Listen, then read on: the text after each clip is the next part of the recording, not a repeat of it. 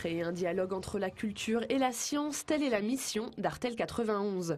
Profitant du 150e anniversaire de la publication de L'origine des espèces de Darwin, l'association organise sa 3e édition de la science de l'art sur la thématique de l'évolution. Le principe de la science de l'art est de réunir donc des artistes et des chercheurs et de créer ensemble donc des œuvres originales qui seront exposées donc au travers du département de l'Essonne dans plusieurs communes. 7 villes, 6 artistes et 12 scientifiques pour concevoir des œuvres uniques. Ici, le duo d'artistes français de Sénocos m'a imaginé un cabinet de curiosités. Réalisé en partenariat avec un chercheur de l'INRA, leur œuvre contient 3 installations qui questionnent l'imaginaire scientifique.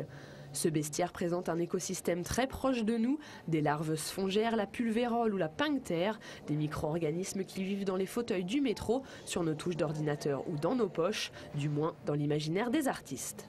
Ces micro-organismes n'ont pas encore été découverts scientifiquement. Évidemment, c'est possible qu'ultérieurement on puisse les découvrir, mais actuellement il n'y a encore aucune preuve scientifique de leur existence. Des objets qui interrogent plus que des objets militants, tels ces installations de maïs. Les artistes ont voulu montrer les travers de la domestication justement du vivant. Par le biais des épis de maïs, ils parlent en effet du fait de pouvoir transformer le végétal en objet publicitaire, mais aussi la guerre qui peut être faite par rapport aux écosystèmes et aux chaînes alimentaires en transformant les maïs, en les modifiant génétiquement. Enfin, à Kousmaflore, une osmose entre la nature et le numérique. Les artistes ont créé un jardin composé de véritables plantes, chacune a un langage révélé au contact de l'homme.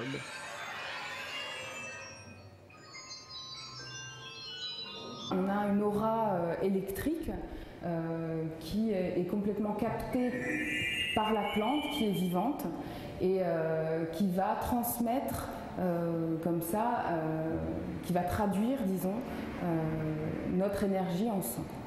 Objectif des artistes, rendre visible l'invisible, utiliser la technologie numérique pour révéler un monde inconnu.